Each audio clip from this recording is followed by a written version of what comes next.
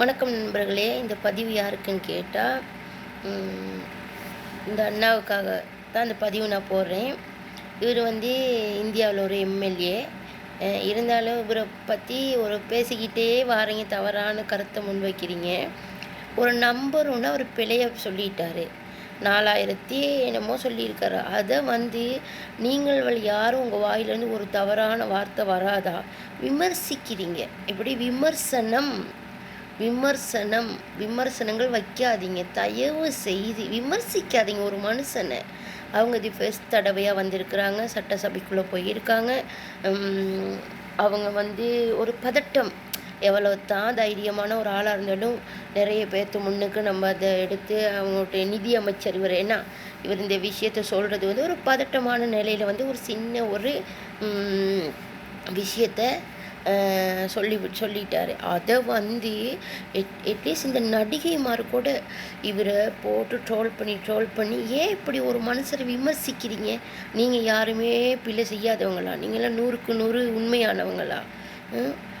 இன்னொருத்தவங்களை குற்றப்படுத்த முன்னுக்கு, இன்னொருத்தவங்களை தவறாக பேச முன்னுக்கு நம்ம சரியானவங்களான்னு ஃபஸ்ட்டுக்கு பாருங்கள். சரியா?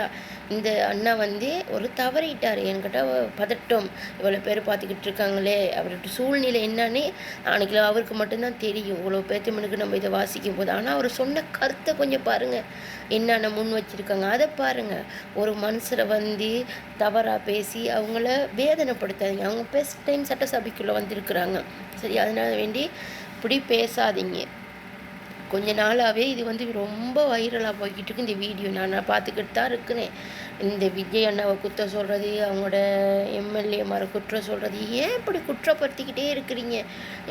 அப்போது சாமி உங்களை கழுவி அவங்களுக்கு தூக்கம் வராது போல். ப்ளீஸ் நிப்பாட்டுங்க. இனி சரி, 5 வருஷத்துக்கு ஒன்றுமே செய்ய முடியாது. 5 வருஷத்துக்கு விஜய் அண்ணாவோட ஆட்சி தான். அவர் சொன்னது மட்டும்தான் அங்கே செய்வாங்க இந்தியாவில். அதனால மற்றவங்கள தவறாக பேசுகிறது விமர்சிக்காமல் இருங்க. ஏதோ ஒரு யூடியூப்பர் அவங்களோட ஃபோட்டோவை நான் இதில் அட்டாச் பண்ணுறேன். அவங்க ஒரு வீடியோ போட்டிருக்காங்க. அதை எடுத்து மரிய வில்சனுக்கு அவங்க வீடியோ போட்டிருக்காங்க, வச்சு செஞ்சுருக்காங்க. அப்படிலாம் செய்யுங்க. அந்த மனுஷன் ஏதோ ஃபன்னாக இருக்க ஜோக் பண்ணி அவங்க 2-3 வீடியோ போடுறாங்க. அவங்களும் பாவம், அவங்க பயந்து போயிட்டு அவங்க ஒரு வீடியோ போட்டிருக்காங்க. ஏன் இப்படியான விஷயங்களை செய்கிறீங்க? அவங்க ஏற்கனவே போட்ட வீடியோ ஒரு சின்ன பொடியினோட மலையாள வீடியோ பார்த்தா அவர் போட்டிருக்காங்க.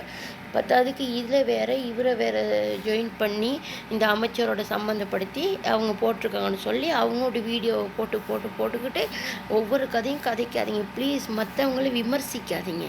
விமர்சனங்கள் ஏற்றுக்கொள்ள முடியாது. ஒரு சட்டசபைக்குள்ளே அவர் போயிட்டு அந்த நிதியமைச்சராக அந்த விஷயங்களை சொல்லும் போதே ஒரு பதட்டம் இருக்கும். அதை புரிஞ்சுக்கொள்ளுங்க. ஒரு மனுஷரை விமர்சனங்கள் பண்ணாதீங்க. நீங்கள் சரியாக இருக்கீங்களான்னு ஃபஸ்ட்டுக்கு பாருங்கள், விமர்சிக்க முன்பதாக. ஓகே.